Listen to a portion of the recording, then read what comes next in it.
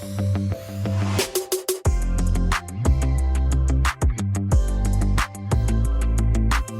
guys, it's Megan, and today I'm back with another paper crafts video. This time, I decided to come up with a few paper crafts that you can make when you're bored. All of these projects are super easy, and they can be made with supplies that you probably already have at home. So without further ado, let's just get into it. Idea number 1 is to make a zine. I'm pretty sure that's how you say it. Either that or zine. Honestly, I have no idea. It's basically a miniature book that you make out of a sheet of paper. For this project, all you need is a piece of paper, scissors, and some sort of drawing or coloring supplies. First, you're going to take your paper and fold it in half like this. Then fold it in half again, bringing the left edge over to meet the right. Open the fold that we just made back up, and fold both of the ends in to meet the crease in the middle. Then go ahead and unfold everything and open the whole thing back up. At this point, your paper should be divided into 8 sections. Fold it in half hamburger style, and cut along this line. So we're starting at the fold and cutting in halfway. Here's what it should look like when you're done. Now to turn this into a book, you're going to sort of make the paper into a cross shape. Then you sort of like fold the paper over onto itself like this. And now you have a mini book. Here's a guide to where each page is when the paper's flattened out. As always, I sketched out my designs off camera because that's the boring part, and I outlined everything with my Ohuhu fine liners. How you decorate this is totally up to you.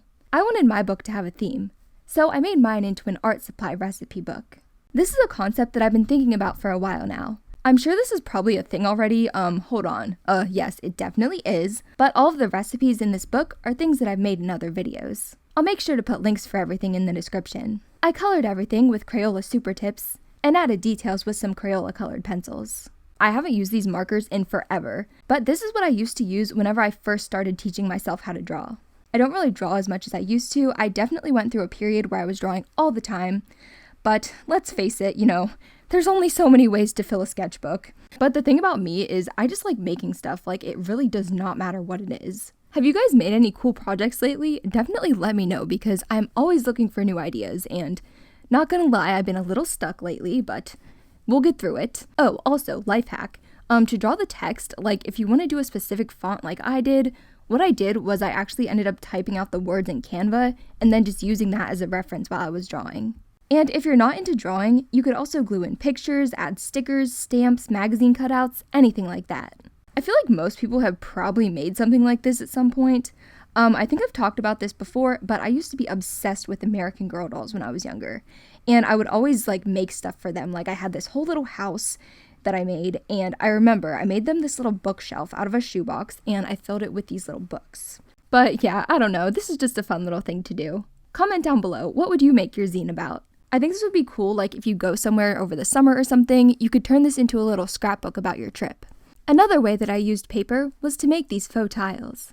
I've been obsessed with the whole Danish pastel aesthetic that became popular about a year ago, and I feel like this definitely fits that vibe. For this project, you'll need some paper, glue or Mod Podge, and something to decorate. Originally, I was going to use a shoebox lid to make this more of a recycled craft, but I didn't have any, so I used this wood box that I got from the Dollar Tree instead. First, I painted my box with acrylic paint. Which, side note, has anyone actually been to Dollar Tree since they increased their prices? I know it's just 25 cents, like they gotta keep up with the inflation and whatnot. I get it. But at the same time, now the whole store just feels like a lie. At this point, you might as well just go to Walmart. Plus, the lady that works at my Dollar Tree, literally every time I go there, she's yelling. I mean, don't get me wrong, I'm sure it's a tough job and I'm sure she's doing her best, but I can listen to people yell at each other at home for free. Anyways, I painted the outside of the box white and the inside of the box blue. For the paper tile part, you can do this in a couple different ways. The first option would be to cut the paper squares by hand. I actually did this the first time that I tried this project. I used a paper trimmer to try to make the squares as even as possible, but you can always use scissors too. I was going to do this project in another video, and the squares were fine, but I didn't really love how it turned out. So when I decided to try it again, I used my Cricut Maker 3 to save time. I used this new product from Cricut called Smart Paper Sticker Cardstock. Essentially, it's just paper that's sticky on the back. But of course, I know not everyone has a Cricut, so you could always glue the squares on instead. I definitely recommend using some sort of glue that doesn't dry super quickly, because it can be a little bit tricky to get things lined up at first. I found that it worked best to do a row on the side, then a row on the top, and filled in the rest of the square from there. After all my squares were glued on, I covered the whole thing with a layer of Mod Podge to seal it. And that was it! Here's how the finished project turned out. If you want the tiles to look more 3D, You can try covering them with Mod Podge Dimensional Magic, or resin. I tried using resin on the first version, but I guess I didn't seal it well enough with the Mod Podge because I ended up with these little dark spots where it leaked through. But I think this turned out so cute, and you can use this technique on practically anything. I think this would look really good if you make like doll houses or other miniature things like that. I'm not sure if this next idea really counts as a craft, but I wanted to do it, so we're counting it. This was an idea that I saw on TikTok a while back. What you do is you get a toilet paper roll and trace it onto a piece of paper. If you don't have a toilet paper roll, you could also just take like a normal piece of paper and then roll it up and tape it together. Then you're going to want to draw some sort of shape inside the circle that we just drew. I ended up tracing one of these wood stars that I had left over from my Euphoria crafts video. But you could also do something like a heart, or again, if you have a cricket, you could do something a little bit more complicated. I cut out the star with an X-Acto knife, cut the paper down, and taped it on top of the toilet paper roll. Then I used some more tape to stick it over the flashlight on my old phone. If you don't have a second phone, a regular flashlight will work too. Then to actually take the pictures, I put my old phone back here so that it would project a star onto the wall. Then I had a second tripod that was a little bit lower for me to put my new phone on to take the pictures. Clearly I'm not a model, or a photographer for that matter, and I had a little bit of trouble like figuring out what settings to use because I tried to do it in night mode, but if you move at all or if you blink, the results are kind of horrifying. It was not a good look. So I just kept it in like the normal photo mode, which did make it a little bit blurry, but like honestly, I kind of like it that way. Alright, so here's the thing about the internet. It's not real life.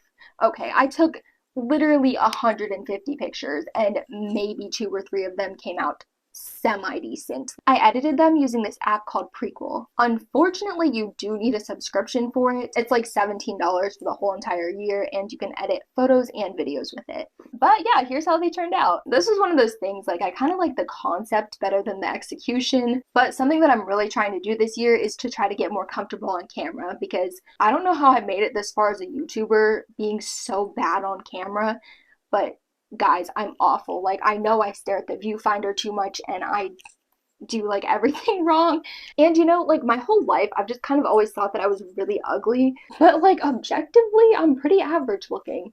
So it's been interesting to come to that realization, I guess. I don't really know where I was going with that, but yeah, fake it till you make it. Go take some cute Instagram pictures, tag me so I can hype you up. So that was everything for this video. Make sure to let me know which project was your favorite. Oh, I feel like I should address this since she's decided to make an appearance.